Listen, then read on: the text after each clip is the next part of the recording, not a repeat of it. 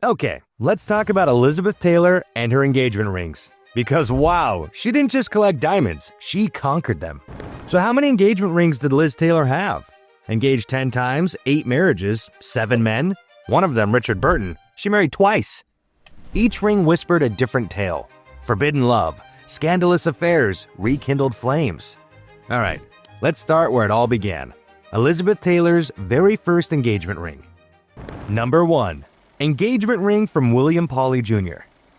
Elizabeth Taylor first became engaged to William Pauley Jr., the son of U.S. Ambassador, in 1949. A cushion-cut diamond engagement ring kicked off the then 17-year-old's jewelry collection. However, the couple never made it down the aisle. But that was just the beginning. Liz's next chapter would be even more glamorous and far more public. Number 2. Engagement ring from Conrad Hilton Jr. She was only 18, Hollywood sweetheart, fresh off the success of Father of the Bride. He was rich, charming, and from a family that screamed old money. The year? 1950. The groom?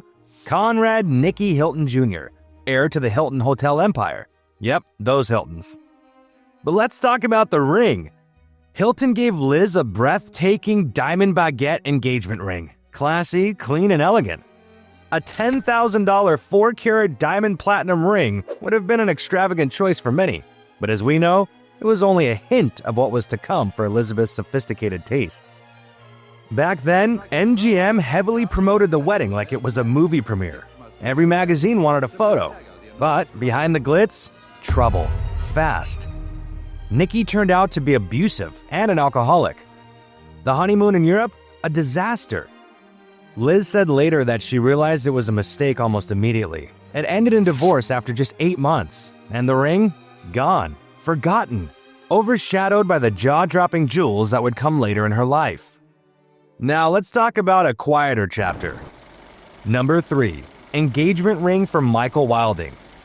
In 1952, just 2 years after her whirlwind first marriage crashed and burned, Elizabeth Taylor said yes again. This time to Michael Wilding, a British actor who was calm, classy, and 20 years older than her. She was 19, he was 39.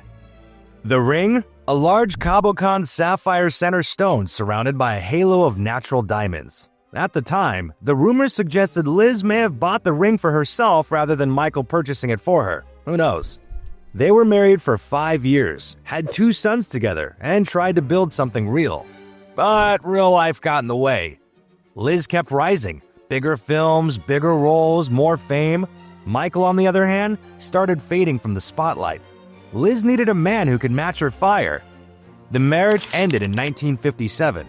No screaming headlines, no huge scandals. The sapphire ring faded quietly into her jewelry archive. Next up, Mike Todd. And that's when the diamonds got serious. Number 4. Engagement ring from Mike Todd. In 1957, Elizabeth Taylor fell head over heels for Mike Todd, a larger-than-life film producer who didn't do anything small. And when it came time to propose, he didn't give her just a ring, he gave her a rock. We're talking about a massive 29.4-carat emerald-cut Cartier engagement ring. Because the actress was still married to her second husband, Michael Wilding at the time, Taylor told the press that it was not an engagement ring, but a 29-carat friendship ring. The ring was so massive that Liz jokingly called it her ice skating rink. When Mike bought me my engagement ring, he said it was 29 7/8 carats because 30 would have been vulgar, Taylor told the press. Their relationship was full of glam and glow. Mike adored her, spoiled her, and treated her like she was the center of the universe, and she loved it. Mike Todd also presented to Elizabeth her famous tiara, which she unforgettably wore to the 1957 Academy Awards. But then, tragedy. A pilot and co-pilot lost their lives with Mr. Todd. Unofficial theory blames the crash on icing, which it is said the pilot reported a few minutes before the crash. Just a year after their wedding, Mike Todd died in a plane crash. Liz was devastated, shattered. She called him the love of her life even years later. And it was very hard for me to accept his death. And the ring? She never stopped treasuring it. After that, Liz's love life would get way more complicated, way more dramatic. Number 5. Engagement. Bracelet from Eddie Fisher. Enter Eddie Fisher, 1959. America's golden boy, singer, heartthrob, oh, and husband to Debbie Reynolds. Yep, that Debbie. The one everyone adored. She and Liz were even closer friends. So when Eddie left Debbie for Elizabeth, it was like a Hollywood earthquake. This wasn't just a proposal. It was a tabloid frenzy. People were outraged. Liz was called a homewrecker. Fans booed her in public. Her films were boycotted. But you know what she said? You can't break up a happy marriage. Since the actress continued to wear the ring given to her by Todd, Fisher proposed with a bracelet made up of a row of 50 natural diamonds. The bracelet was a statement of their scandalous love, complementing Taylor's growing collection beautifully. The marriage didn't last long, just 5 years. It fizzled as fast as it caught fire. Next, Richard Burton. And that's where the diamond drama becomes epic. Number 6.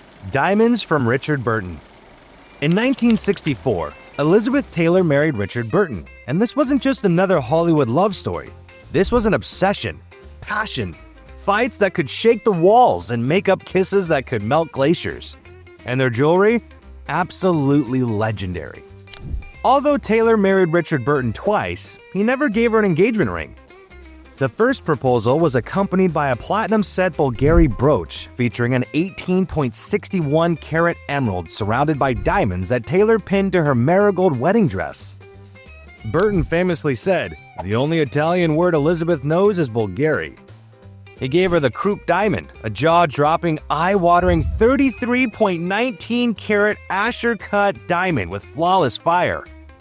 Later, it became known as the Elizabeth Taylor Diamond, and for good reason. She never took it off.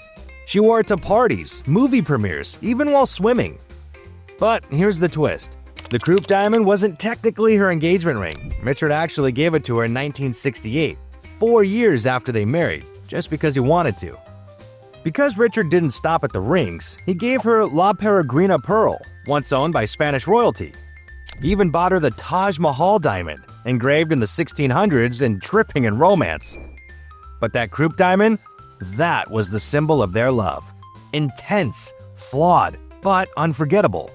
She once said, "I love Richard for 33 years, and he gave me the greatest joys of my life." In 1975, after a messy emotional divorce just a year before, Elizabeth Taylor and Richard Burton decided to give it another shot. This time around, the ring Richard gave her was a little different. No crazy 33-carat boulder. Instead, he picked a simple gold band, paired with a more modest diamond ring, by Liz Taylor standards, of course. It wasn't about the size anymore. It was about the second chance.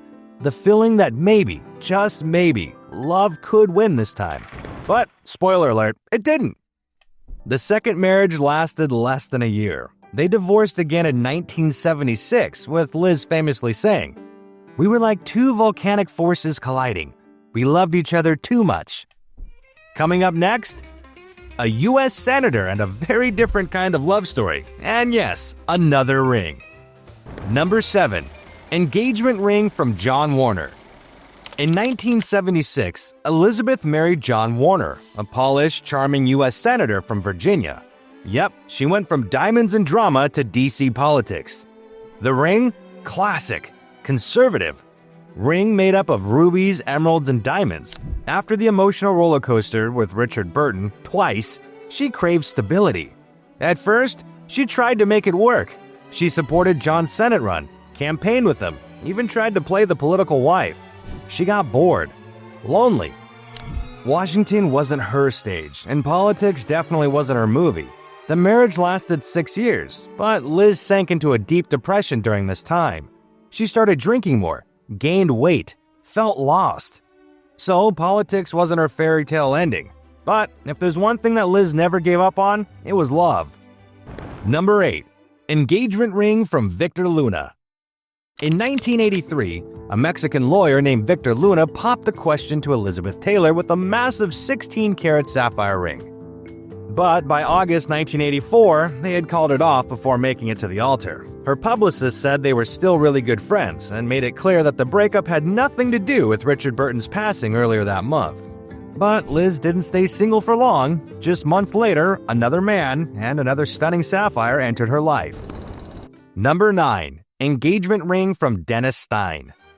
Right after a fast and fiery 2-month romance, businessman Dennis Stein asked Taylor to marry him at the end of 1984 with a gorgeous sapphire and diamond ring. But by February 1985, they ended the engagement too. According to the LA Times, they stayed in touch and were still on good terms. Was that the end of her love stories? Not even close, because a few years later, Elizabeth would surprise everyone again. Number 10. Engagement ring from Larry Fortensky. In 1991, Elizabeth married Larry Fortensky, a construction worker she met in rehab. Yes, rehab. She was 59, he was 39, and the world was shaken. The tabloids had a field day. Hollywood legend marries blue-collar guy at Betty Ford. But Liz, she didn't care. She liked him. Now, about the ring. A simple pave diamond eternity band. It wasn't royal. It wasn't historic. But it had warmth, personality.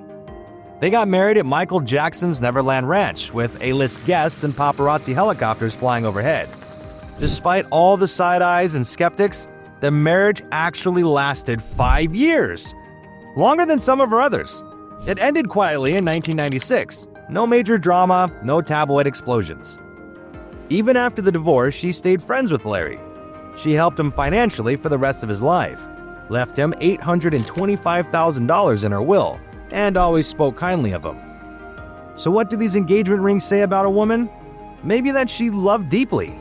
Maybe love for Liz wasn't about stability, it was about fire. Or maybe she just had exquisite taste. But one thing's sure, she never settled for anything less than spectacular. So if you're still curious about the love lives of legends, the hidden messages and royal jewels, or the wild history of the world's most famous stones, you know where to click next. The stories get deeper, the gems even bigger.